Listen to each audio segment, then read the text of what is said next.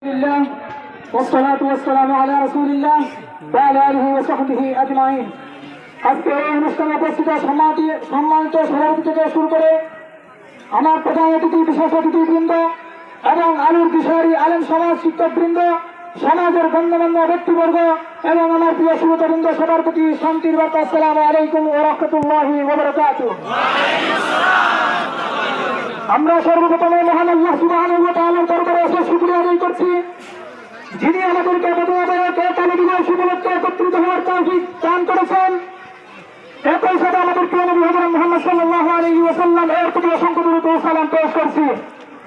সম্মানিত শ্রোতা মণ্ডলী, আমি আজকে এখানে বাংলাদেশের কৃতজ্ঞতা, বাংলাদেশের সম্মান প্রকাশ করার জন্য দাঁড়িয়েছি।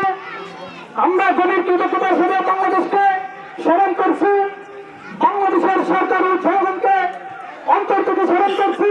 তারা আমাদের সবচেয়ে কঠিন সময় পাশে দাঁড়িয়েছেন।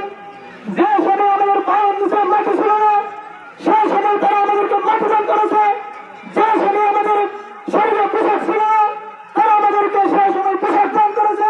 বাংলাদেশ বাংলাদেশ জিন্দাবাদ জিন্দাবাদ, বাংলাদেশ বাংলাদেশ জিন্দাবাদ জিন্দাবাদ, উলামায়ে বাংলাদেশ জিন্দাবাদ জিন্দাবাদ, উলামায়ে বাংলাদেশ জিন্দাবাদ জিন্দাবাদ, জনগণে বাংলাদেশ জিন্দাবাদ জিন্দাবাদ।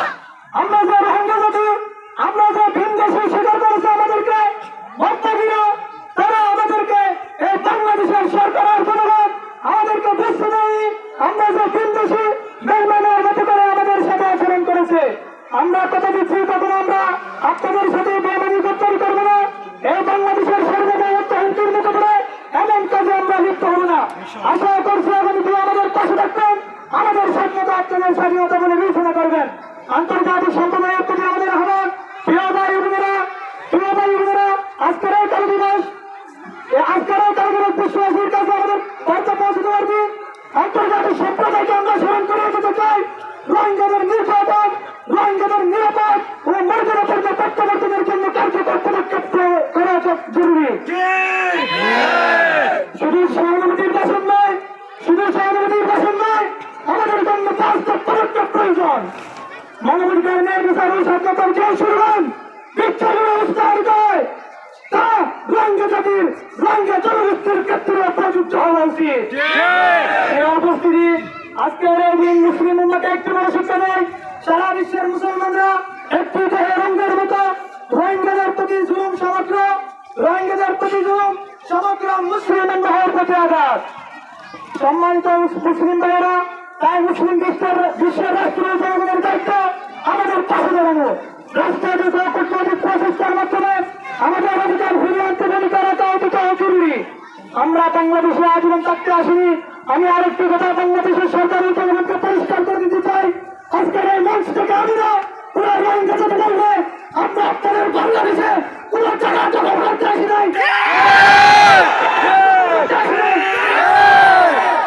নারায়ে তাকবীর, আল্লাহু আকবার, নারায়ে তাকবীর, আল্লাহু আকবার, উলামায়ে দিওবন্দ জিন্দাবাদ জিন্দাবাদ, উলামায়ে বাংলাদেশ জিন্দাবাদ জিন্দাবাদ, প্রশাসনে বাংলাদেশ জিন্দাবাদ জিন্দাবাদ, জনগণে বাংলাদেশ জিন্দাবাদ জিন্দাবাদ, আরকান জিন্দাবাদ জিন্দাবাদ, রোহিঙ্গা জিন্দাবাদ জিন্দাবাদ, রোহিঙ্গা জিন্দাবাদ জিন্দাবাদ, নারায়ে তাকবীর, আমি আমার বক্তব্য শেষ করব।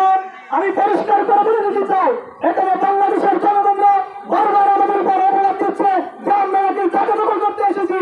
কোথাও কি কসম, আপনাদের চট্টগ্রাম দখল করবো না, আপনাদের অঞ্চল দখল করবো না, আপনাদের কসবাজার দখল করবো না, আপনাদের চট্টগ্রাম পর্যন্ত আমরা যদি আমাদের মানবাধিকার ফিরে পাই, আমরা এক সেকেন্ডে এখানে থাকবো না, দেশে ফিরে যাবো।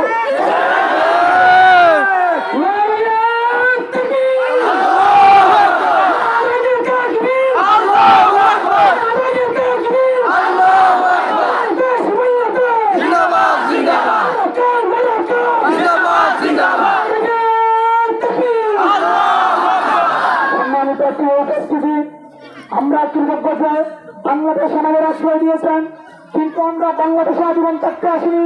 আমাদের জন্মভূমি মিয়ানমার রাখে একদিন আমরা আমাদের অধিকার ফিরে পেয়ে মর্যাদার সাথে নিরাপত্তার সাথে নিজ ভূমিতে ফিরে যেতে চায়। এটাই আমাদের চূড়ান্ত লক্ষ্য এবং সংগ্রামের মূল উদ্দেশ্য।